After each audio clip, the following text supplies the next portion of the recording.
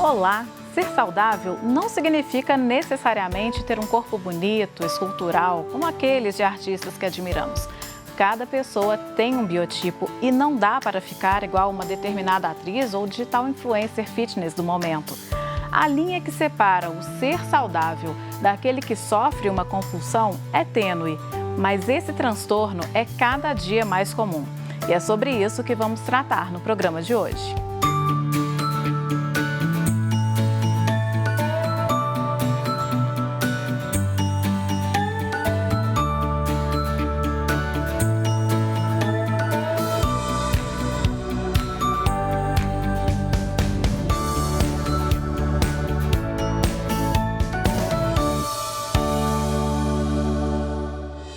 Você já olhou para o espelho e ficou chateado ou chateada com o que viu? Conhece alguém que já agiu assim? Para alguns, esse comportamento pode parecer frescura, mas ele reflete as doenças da beleza que afetam mulheres e homens. O nome psiquiátrico é transtorno dismórfico corporal e gera uma distorção na imagem e também uma mudança severa no regime alimentar. Quando a vaidade vira doença é o tema do nosso programa de hoje. E quem vai nos ajudar a entender melhor este fenômeno são os médicos Guilherme Ferreira Matos e Lucas Miranda. O Guilherme é nutrólogo pós-graduado em prevenção e tratamento de doenças relacionadas à idade e também à adequação nutricional e à manutenção da hemostase endócrina. O Lucas é médico dermatologista, membro da Sociedade Brasileira de Dermatologia. Ele atua nas áreas da dermatologia clínica e preventiva, tricologia, tratamentos faciais e também da dermatologia cosmiátrica, além da dermatologia oncológica e cirúrgica. Bom, gostaria de agradecer muito a presença de vocês aqui. É um prazer recebê-los. Eu que agradeço o convite. Como que a gente percebe, então, que um paciente está excedendo esses limites, assim, da vaidade? Porque ser vaidoso é natural, né? Como que a gente percebe, Lucas? Justamente, muitas vezes o diagnóstico dessa distinção entre vaidade e o transtorno dismórfico corporal é difícil. O paciente ele começa a apresentar algumas alterações de forma sutil, de forma progressiva. E o início dessa instalação, muitas vezes, é difícil perceber. Às vezes, pessoas mais próximas conseguem perceber, diagnosticar alguns traços. Mas o médico, como a gente tem um contato um pouco mais eventual, muitas vezes a gente percebe na segunda ou terceira consulta. Mas ficar atento é sempre muito importante, porque muitos dos pacientes que procuram por especialidades como as nossas possuem transtorno dismórfico corporal. Existe até uma estatística, né, que 57% das pessoas que procuram por cirurgia plástica apresentam esse transtorno. Isso é muito importante e deve servir de alerta, né, justamente para a gente evitar qualquer tipo de intervenção nesse tipo de paciente, porque, na verdade, o problema dele muitas vezes não é estético, muitas vezes é um transtorno psiquiátrico que deve ser tratado como tal. Guilherme, no seu caso, o Lucas, por ser dermatologista, as pessoas vão em busca da saúde, mas também vão em busca da beleza. Isso, assim, é uma coisa mais clara até. No seu caso, que é nutrólogo, as pessoas vão mais voltadas para a saúde e querem pedir esse plus da beleza? Como que é isso?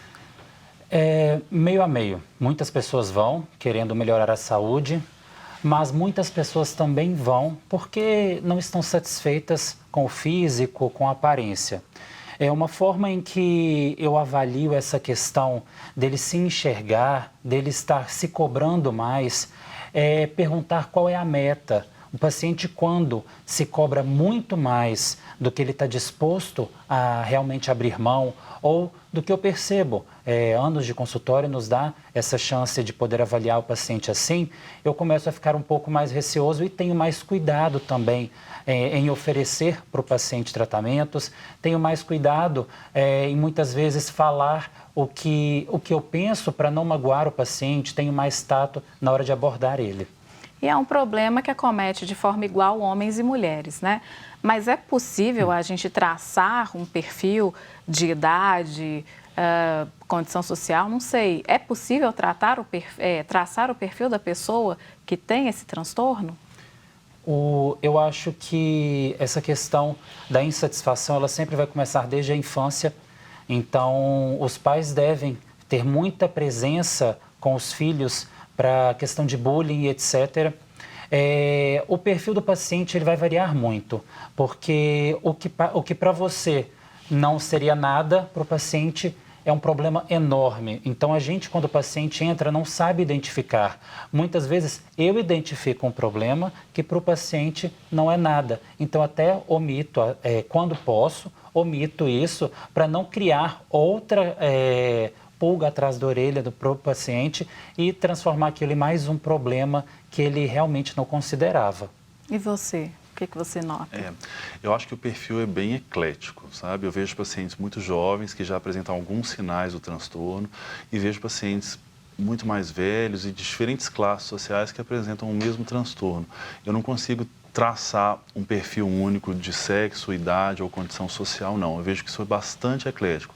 O que eu vejo em comum é que são pacientes mais ansiosos e que estão em constante busca por perfeição, que já passaram por diversos médicos e que ele julga não ter solucionado o problema. Então, esse é um perfil que eu consigo traçar de forma mais correta. Mas quanto a sexo, idade, não, eu acho que isso é bastante variável. Quando a gente fala que já passou por diversos médicos e não conseguiu, a gente está falando de procedimentos estéticos invasivos, tipo cirurgia plástica, cirurgia bariátrica? Muitas vezes sim, muitas vezes o paciente nos procura para solucionar um problema que aos olhos dele é um grande problema e muitas vezes quando a gente examina ou não há problema, ou há um problema menor. E no discurso ele nos relata que já passou por diversos médicos e que nenhum médico teve capacidade de resolver aquele grande problema para ele. Aí sim fica mais fácil da gente perceber justamente que existe algum problema psicológico ou psiquiátrico nesse paciente. Sim. Quer comentar? Quer complementar? Então, essa questão de identificar o paciente, muitas vezes, no meu lado, a pessoa já relata a conduta que o outro profissional teve com ele e aquela conduta não o satisfez. Então, ele já chega com uma conduta pronta, ele me relata aquilo e realmente não enquadra no que ele realmente precisa. Então, ele fica insatisfeito com a resposta e vai sempre procurando outras pessoas. A pessoa tem que entender que lá no consultório, quem vai traçar o melhor para ele é o profissional que ele está procurando. Então, que ele vá de cabeça aberta para poder escutar uma opinião que é para o bem dele. Então, vá bem tranquilo e sem essa cobrança tão grande em querer encontrar uma saída muito rápida, na questão da ansiedade que o Lucas mesmo relatou. As coisas são lentas, elas são mais progressivas, tem-se um caminho a percorrer aí. Na leitura preparatória para o programa, eu vi que ele pode ser considerado uma espécie de TOC, de transtorno obsessivo compulsivo? Seria uma variação do TOC? Justamente. Existe o transtorno da ansiedade generalizada, que é um CID, vamos dizer assim, existe uma entidade nosológica que engloba todos os transtornos de ansiedade, né? Dentre eles existe o transtorno dismórfico corporal, que é justamente um transtorno de ansiedade em que existe uma alteração da percepção da fisionomia, ou do corpo, né? Existe uma alteração da percepção, ou seja, o paciente se olha no espelho e talvez não se enxerga como as outras pessoas o enxergam. Por mais que esteja com o peso ideal, tudo certo, a pessoa se olha e ainda se vê feia, gorda. Exatamente. É isso, né? Uhum. Basicamente. Uma das formas até de identificar é quando o paciente leva o acompanhante e a opinião dos dois é muito divergente. Então, escutar a opinião de familiares, de outras pessoas que acompanham o paciente é importante na hora da identificação.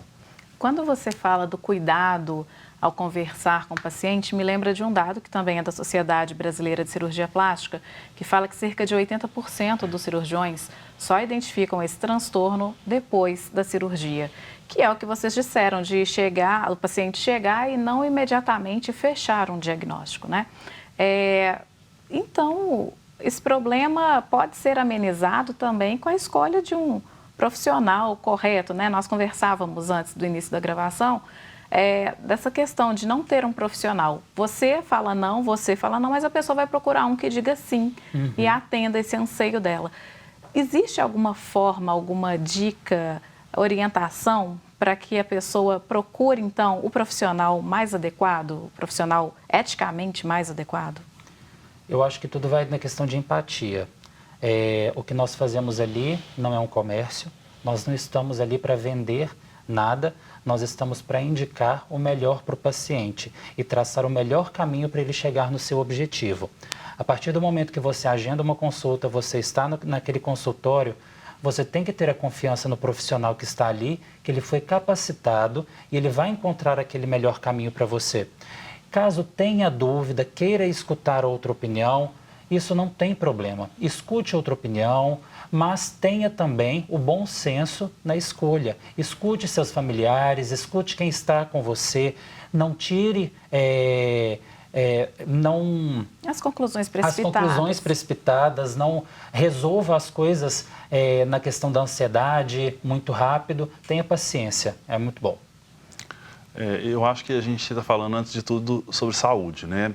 Estética, eu lido com estética diariamente, o doutor Guilherme também, mas a gente tem que lembrar que isso tudo é saúde e a gente não pode menosprezar. Então, acho que na hora de procurar um profissional, a gente tem que ficar atento às suas qualificações, procurar saber sobre o seu currículo, se eles têm a titulação adequada para exercer aquele cargo, procurar indicações de amigos. Isso tudo ajuda, pelo menos em parte, a evitar pegadinhas, né? Evitar profissionais não capacitados ou antiéticos. Verdade. E esse acompanhante, eu acho que pode ser de grande importância no momento, né? A pessoa que tem a visão diferente nesse momento. Isso. Normalmente, as pessoas que têm esse distúrbio um pouco mais avançado, o familiar ele tende a acompanhar, porque ele vai querer se opor à opinião da pessoa. Então, ele vai tentar colocar a opinião contrária no que ela está pedindo, no que ela está exigindo. Então, é importante ter ali a avaliação e, normalmente, quando se está em estágio avançado, se tem essa opinião ou se vai outra pessoa, estou junto. Okay. Inclusive, acontece dos pacientes virem sozinhos e escondidos dos familiares.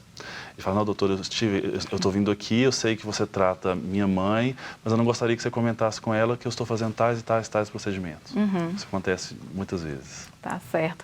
A gente vai fazer uma pausa rapidinho. O De Bem com Você vai para o intervalo, mas volta já já. Eu espero você.